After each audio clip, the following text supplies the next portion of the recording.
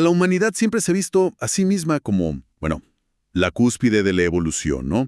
Como una especie que se elevó por encima de las demás gracias a esta herramienta casi mágica que es el lenguaje. Pero, ¿y si esa historia que nos contamos es exactamente al revés?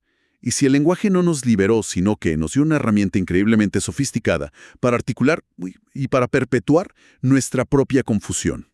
Esa es precisamente la premisa de los textos que vamos a analizar hoy. Proponen una idea que de entrada puede sonar hasta ofensiva, el concepto de zoología con gramática. ¿Zoología con gramática? La tesis es que somos, en esencia, animales que aprendieron a hablar mucho antes de aprender a ver con claridad. Y esa es nuestra misión en este análisis, ¿no?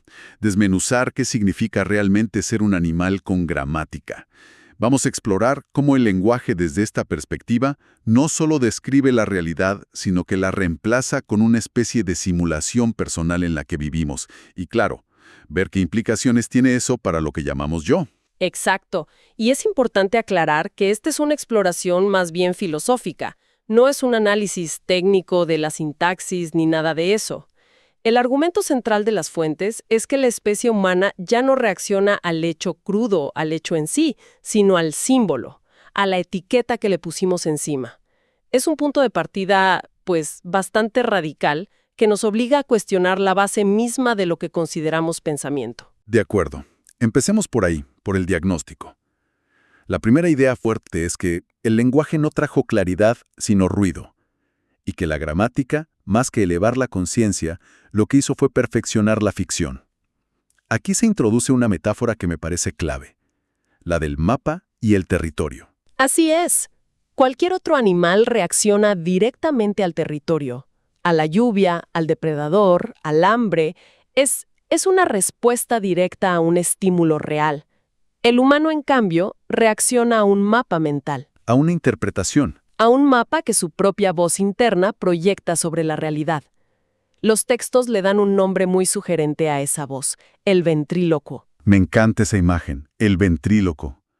Es como si hubiera un narrador constante en la cabeza que no solo describe lo que pasa, sino que nos dice qué significa, qué deberíamos sentir, cómo deberíamos reaccionar. Y nosotros creemos que esa voz somos nosotros. Exactamente. Y este ventríloco es implacable.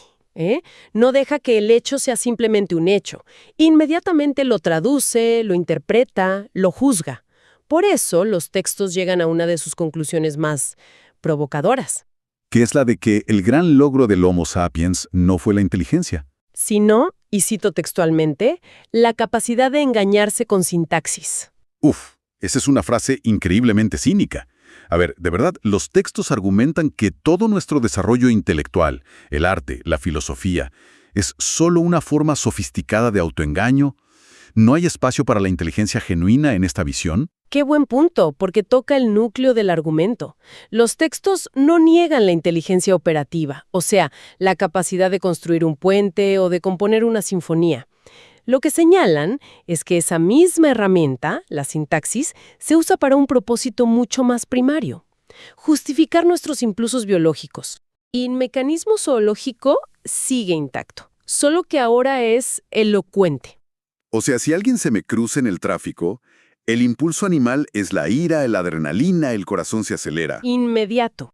Pero la gramática del ventrílocuo entra un segundo después y construye una historia completísima sobre el irrespeto, la falta de civismo. El ensayo que justifica la reacción ya está escrito antes de que siquiera termine de frenar el coche. Justo ese es el punto. Los textos usan otra analogía muy potente. La gramática funciona como un perfume. ¿Un perfume? Sí, cubre el olor del impulso primitivo con palabras de alto calibre como mi opinión, mi propósito o mi identidad. Así, el miedo se disfraza de prudencia. El deseo de posesión se convierte en ambición. Y la agresión territorial se justifica como defensa de mis principios. Exacto. El zoológico no se fue a ninguna parte. Simplemente aprendió a hablar de sí mismo como si fuera un filósofo en un pedestal. No evolucionó, solo se volvió elocuente. Entiendo el argumento de que la gramática justifica nuestros impulsos, pero los textos llevan esto un paso más allá, a un lugar que me pareció fascinante y terrible a la vez. Afirman que no solo justifica, sino que crea realidades por las que estamos dispuestos a todo. Es que es la consecuencia inevitable. Somos la única especie que puede morir por una historia. Un tigre no muere por la idea de la tigridad, pero los seres humanos mueren y matan por una bandera, una ideología, un dios. Por ficciones que solo existen en el lenguaje. Y como explican las fuentes que hayamos llegado a este punto, o sea, cómo una herramienta de supervivencia se convirtió en algo tan peligroso. Bueno, rastrean el origen a una función muy primitiva. La ficción nació como una especie de anestesia contra el pánico. ¿Anestesia? Sí. Ponerle un nombre a la tormenta, al relámpago, al depredador que acecha en la oscuridad. Era un intento de meter lo incontrolable en una caja conceptual. Un truco para calmar al sistema nervioso. El problema es que el truco, pues, se nos fue de las manos. Se convirtió en el sistema operativo por defecto. Hay una cita en los textos que lo resume brutalmente. Una ficción dicha 1000 veces se vuelve un altar, y una ficción temida lo suficiente se vuelve una ley, y una compartida por millones se vuelve una nación. Ya no vivimos en el territorio físico, sino en un ecosistema de significados. Y en el centro de ese ecosistema está la ficción más poderosa de todas, el yo. Los textos son radicales en este punto. Proponen que el yo no es una entidad real, sino un fenómeno puramente lingüístico. No es un ser, es un narrador. El ventríloco. El ventríloco personal. Esa voz en primera persona que constantemente ordena, comenta y juzga. No tiene un autor real detrás. Es, y cito de nuevo, un eco de millones de años de supervivencia comprimidos en gramática. O sea que esa voz que me dice tengo que ir al gimnasio o me siento ofendido no es realmente mía en un sentido original. No. Sino la herencia de un mecanismo de supervivencia que ahora usa palabras para seguir funcionando. Es el software antiguo corriendo en un hardware nuevo. Exactamente. Y los textos incluso proponen una fórmula casi matemática para su construcción. Es un proceso de 3 pasos. A ver. Primero, la memoria genera la sensación de continuidad. Une los puntos de experiencias pasadas. Segundo, la palabra yo entra en escena y se apropia de esa continuidad, generando un sentido de propiedad. Esa es mi historia. Y el tercer paso, me imagino, es la gramática. La gramática lo solidifica todo en una identidad. Le da estructura, coherencia, una narrativa. Piénsalo así. La memoria te recuerda que ayer comiste una manzana. La palabra yo dice, yo comí esa manzana. Y la gramática construye la identidad. Soy una persona a la que le gustan las manzanas y por lo tanto soy saludable. ¡Wow! Un simple acto biológico se convierte en un capítulo de tu autobiografía. Así, un organismo se transforma en un personaje. Y este personaje, este narrador, no vive la vida directamente, sino que la comenta. Está constantemente traduciendo la experiencia en palabras, poniéndole subtítulos a la realidad. Por eso le tiene pánico al silencio. Claro. El silencio suspende el relato. Y un relato suspendido amenaza con revelar que, en realidad, no había nadie sosteniéndolo. Es una revelación aterradora para el personaje. Y esto nos lleva de vuelta a la idea del territorio. Un lobo defiende su territorio biológico, ¿no? Su espacio físico para cazar. El humano, en cambio... Defiende su territorio imaginario. Exacto. Entonces, cuando alguien defiende su territorio imaginario, como una opinión política en redes sociales, lo que realmente está haciendo es proteger el perfume de su identidad. La gramática está trabajando horas extras para ocultar el olor del miedo a no tener razón, ¿correcto? Has conectado los puntos perfectamente. Lucha y muere no por la realidad, sino por la coherencia de su cuento. La amenaza más grande para este yo gramatical no es la muerte física, sino la contradicción lógica. Los textos describen esta condición con otra metáfora muy visual. El lenguaje como una segunda piel. Una capa invisible que se interpone entre el organismo y el mundo. Nunca vemos el hecho desnudo, sino nuestra narración automática e instantánea sobre ese hecho. Exacto. Vemos a una persona, e incluso antes de que el cerebro procese todos los detalles visuales, el ventríloco ya ha dicho, amigo, enemigo, atractivo, peligroso. No vemos a la persona, vemos nuestro diccionario proyectado sobre ella.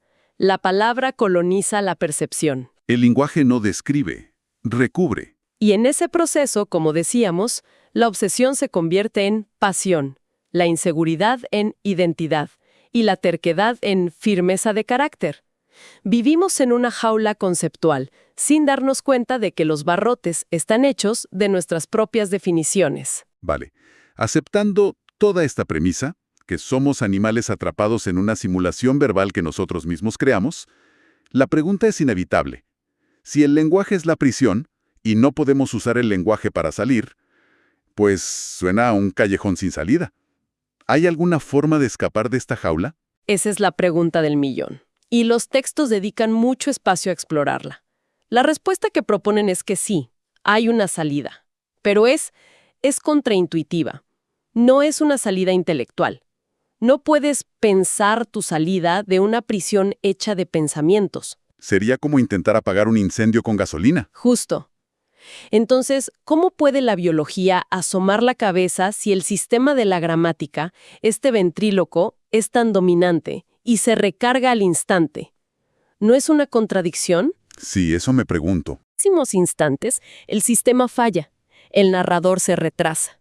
¿Y esos son los microsegundos de despertar que mencionan? Sí, describen esos momentos como un sobresalto, como cuando casi te caes y por un instante todo se detiene, o un silencio abrupto en medio del ruido mental, un momento de atención súbita, en el que no hay narrador, solo percepción pura. Entiendo. Son instantes en los que el animal recuerda que existe más allá de la palabra, pero son increíblemente frágiles. El sistema operativo de la gramática se reinicia casi de inmediato y vuelve a su función por defecto. Nombrar, clasificar, evaluar, narrar, narrar, narrar. Es una paradoja tremenda. El instrumento que en teoría podría revelar el mundo, el lenguaje, es precisamente el que lo oculta. Es como intentar ver a través de un telescopio cuya lente está pintada con imágenes de estrellas. Esa analogía es perfecta. El despertar, por lo tanto, no puede ser un acto lingüístico, porque cualquier frase que se pronuncie sobre él, estoy despierto, esto es la iluminación, es por definición una continuación del sueño. Es el ventríloco otra vez. Es el ventrílocuo apropiándose de una nueva experiencia para añadirla a su historia. Entonces, si la salida no es intelectual, ni se puede articular, ¿en qué consiste? Los textos dicen que la clave no es destruir la palabra o atacar al yo. La clave es ver sin narrar. ¿Qué significa eso en la práctica? Describen cómo ocurre de una forma muy particular. No es un acto de voluntad, no es una decisión heroica del personaje yo. Lo describen como un error en el sistema, un glitch. Es un microsegundo de retraso en el que la percepción del hecho llega antes que el comentario del narrador. El narrador, por una vez, llega tarde a su propio discurso. Como ver el relámpago y solo después escuchar el trueno. En ese pequeño desfase, ahí se revela la verdad. Ahí se revela lo que los textos llaman la verdad prohibida, que el narrador nunca narró nada en tiempo real, solo comentó a posteriori sobre lo que el organismo ya había hecho o percibido. O sea, Lo que llamaba mi decisión era una reacción biológica que ya había sucedido. Lo que llamaba mi intención era la coartada que inventaba después para no ver que en realidad él nunca estuvo al volante. tengo que admitir que esto me deja pensando mucho en mi propia voz interna. ¿Cuántas de las cosas que me digo a mí mismo durante el día son realmente solo el narrador comentando la jugada? En lugar de ser yo decidiendo activamente. Es una idea un poco inquietante. Es profundamente inquietante para el narrador, claro. Por eso, según los textos, la desaparición del narrador no es una conquista, sino una rendición. Ocurre cuando la estructura del yo deja de alimentarse de sus combustibles habituales. El conflicto, la queja, las promesas de un futuro mejor, la rumiación del pasado. Sin ese drama, sin una historia que contar, el narrador simplemente se desvanece. No encuentra dónde apoyarse. Y cuando ese narrador se desvanece, ¿qué es lo que queda? Porque suena a un vacío, algo nihilista. Y ese es el mayor miedo del yo. Pero los textos son muy claros en este punto. Lo que queda no es un vacío solemne ni un silencio metafísico. Lo que queda, según las fuentes, es el organismo vivo, respirando sin historia, percibiendo sin intermediario, moviéndose sin dueño. Queda la vida. Queda la vida sin el relato que la comenta. Y ahí, dicen los textos, reside la verdadera libertad. No en encontrar una narrativa mejor, sino en liberarse de la necesidad de tener una. Sí, la libertad no viene de destruir al yo, sino, y esta frase es central en todo el análisis, en el simple hecho de no seguirlo cuando habla. El punto final de la zoología con gramática es este. El animal descubre que la voz que creía ser él no era más que un ruido dentro del animal, y ese descubrimiento, por primera vez, deja espacio para la realidad. Ha sido un viaje. Intenso. Hemos desmenuzado esta idea de ser una zoología con gramática. Una especie atrapada en una jaula conceptual hecha de nuestras propias palabras, donde nuestro sentido del yo es en realidad una narración continua, un personaje que se cree autor. Hemos visto cómo esta narración, según los textos, disfraza nuestros impulsos más básicos y nos hace defender territorios imaginarios, a menudo con consecuencias, trágicas. Es el perfume que oculta al animal. Y hemos llegado a la conclusión que proponen las fuentes, que la verdadera inteligencia no es la capacidad de articular o construir relatos complejos, sino la de percibir directamente, sin el filtro constante del comentario interno, de ese ventríloco que nunca se calla. Es una síntesis perfecta, y creo que es fundamental reiterar que la propuesta de estos textos no es un nuevo sistema de creencias o una filosofía a adoptar. Es más bien una invitación a observar el mecanismo del lenguaje en acción, aquí y ahora. Claro.